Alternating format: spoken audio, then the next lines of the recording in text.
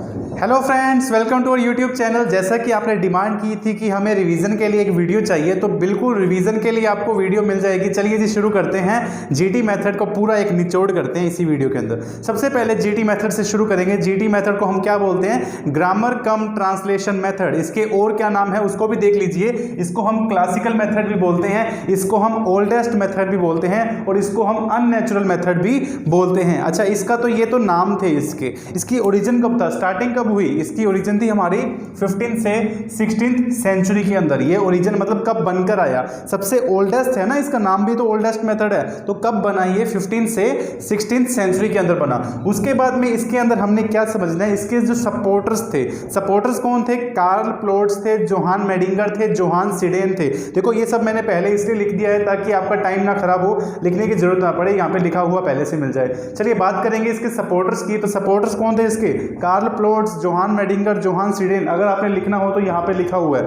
ठीक है। बाकी मैंने वीडियो बाय वीडियो समझाया हुआ है, जो आपने 4 वीडियोस पहले अब देखी होंगी, उसके अंदर मैंने टॉपिक वाइज समझा रखा है सारा। चलिए उसके बाद में इसके जो हमारे सपोर्टर्स होने के बाद में इसको समझना कैसे है, इसकी कैरेक्टरिस्टिक कैसे है, तो उसको स्टार्ट करेंगे। तो सबसे पहले तो इसको हम वर्ड की टीचिंग करते हैं। इसमें यूनिट किसको माना गया है?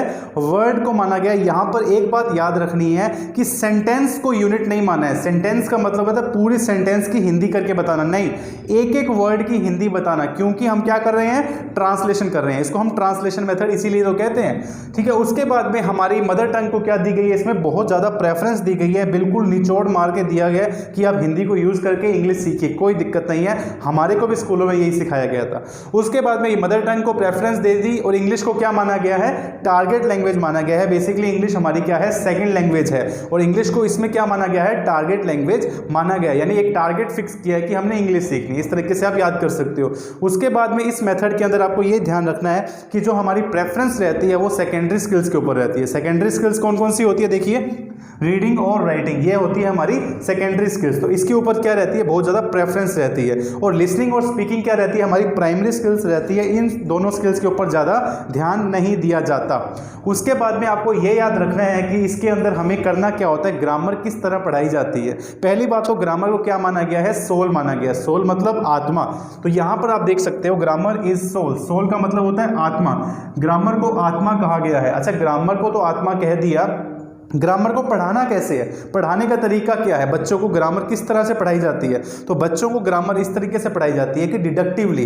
ग्रामर बच्चों को डिडक्टिव तरीके से पढ़ाई जाती है। अब डिडक्टिव का मतलब क्या होता है ये मैंने उस वीडियो के अंदर समझाया था, तो जिन्होंने वो वीडियो देखनी है प्लीज इस आई बटन पर वीडियो आपको शो होगी, उसके ऊपर जाकर आप देख सकते हैं। अच्छा, बात करेंगे डिडक्टिवली की। तो डिडक्टिवली ये होता है कि हमारा पहले हमारे को रूल्स बताए जाएंगे, उसके बाद में एग्जाम्पल्स करवाए जाएंगे। अच्छा ठीक है, इसके बाद में ग्रामर तो डिडक्टिवली पढ़ा दी, तो बच्चा याद कैसे करेगा? बच्चा क्रैमिंग करेगा। बच्चा क्या करेगा?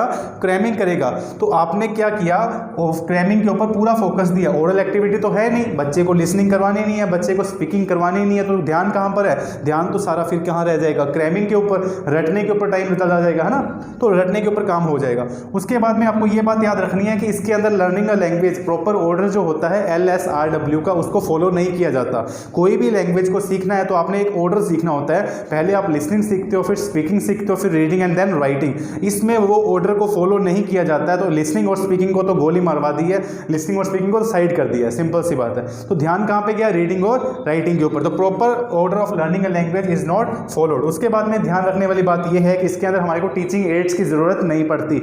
No use of teaching aids required in this GT method. तो किस चीज की जरूरत पड़ती है? इसके अंदर हमें टेक्स्ट बुक की जरूरत पड़ती है। तो टेक्स्ट बुक की जरूरत पड़ती है, बच्चे को टेक्स्ट बुक पढ़ानी है, बच्चे से आंसर्स याद करवाने हैं। उसके बाद में देखिए लिसनिंग और स्पीकिंग क्या हो जाती है? हमारी प्राइमरी स्किल्स हो जाती है, और रीडिंग और राइटिंग क्या हो जाती है? सेकेंडरी स्किल्स हो जाती है। और मैं इसलिए बता रहा हूं क्योंकि हमारी जो ये है रीडिंग और राइटिंग क्या है? सेकेंडरी स्किल्स है, और सेकेंडरी स्किल्स को इसमें ज़्यादा फोकस दिया गया है। अच्छा, ये थी इसकी रिवीजन। अब बात करेंगे इसके मेरिट्स की। तो मेरिट्स इसके क्या क्या है? सबसे पहला ये इकोनॉमिकल है, बहुत सस्ता पड़ता है ना, बहुत सस्ता मतलब कि कुछ टीचिंग एड्स की ज़रूरत नहीं है। दूसरा, ओवर क्राउडेड क्लासरूम्स के अंदर भी इसे हम यूज़ कर सकते हैं, आराम से यूज़ कर सकते हैं। तीसरा, इसमें टीचर का प्रोफेशनल होना बहुत ज़रूरी नहीं है। इतना ज़रूरी नहीं है कि टीचर को हर चीज़ का पता हो, क्योंकि टीचर को क्या करना है? बेसिकली वर्ड टू वर्ड पढ़ाना है ना। उसके बाद में बच्चे को दिक्कत कहाँ आती है? दिक्कत तब आती है जब बच्चे उन वर्ड्स की इंग्लिश नहीं समझ पाता, क्योंकि इसके अंदर हमारी जो यूनिट मानी गई है उसे क्या मानी गई है? वर्ड मानी गई है। तो इसमें हमारे बच्चे, अच्छा हाँ एक बात और, ये जो मेथड है ना जीटी मेथड, ये जीटी मेथड, ये जो मेथड है ये एवरेज लर्नर्स के लिए सबसे बढ़िया है। सबसे बढ़िया का मतलब ये है कि उनके लिए ये मेथड बहुत काम का है, क्योंकि उन बच्चों को इतना ही लेवल होता है जिस तरीके से टीचर उनको पढ़ाता है। अच्छा, इसके बाद में ध्यान कहाँ दिया जाता है, हमारा रीडिंग और राइटिंग के ऊपर। अच्छा, इन दोनों पर अगर ध्यान दोगे तो हमारी लिसनिंग तो गई भाड़ में, है ना, काम ही नहीं आएगी, लिसनिंग स्पीकिंग होगी नहीं। तो फिर अब इसके नुकसान क्या क्या है? नुकसान इसी की यही है कि इसमें हम लिसनिंग और स्पीकिंग को बिल्कुल ध्यान नहीं देते हैं, ओरल एक्टिविटी को बिल्कुल कंडक्ट नहीं कराते हैं, क्रैमिंग पर ज़्यादा से ज़्यादा फोकस करते हैं। इससे हमें क्या हो जाती है, दिक्कत हो जाती है। तो ये थे कुछ इसके नुकसान। और हाँ, इसमें यह भी नुकसान है कि इसमें हम क्रैमिंग को अगर फोकस करेंगे तो बच्चा याद कैसे करेगा, बच्चे को एक्वायर कैसे करेगा लर्निंग को, है ना, लैंग्वेज को एक्वायर कैसे करेगा। तो इंप्रूवमेंट कैसे की जाए, इंप्रूवमेंट इसके ट्रांसलेशन को कम कर दिया जाए, इसके वर्ड टू वर्ड जो है उसको कम कर दिया जाए, है ना, बच्चे को धीरे धीरे बोला जाए कि आपको इस तरीके से सीखना है।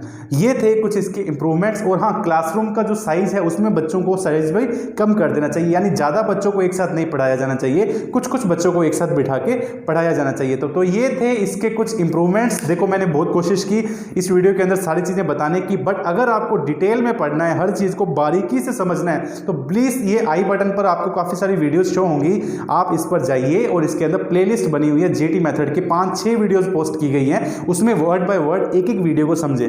तो मिलते हैं एक नई वीडियो के साथ। ये वीडियो थी सिर्फ आपकी रिवीजन के लिए, तो एक वीडियो करेंगे नई, नेक्स्ट टॉपिक करेंगे स्टार्ट डायरेक्ट मेथड, उसमें बहुत ज़्यादा मजा आने वाला है। चलिए मिलेंगे नई वीडियो के साथ, तब तक के लिए धन्यवाद। Keep learning English with Aman sir. Thank you so much.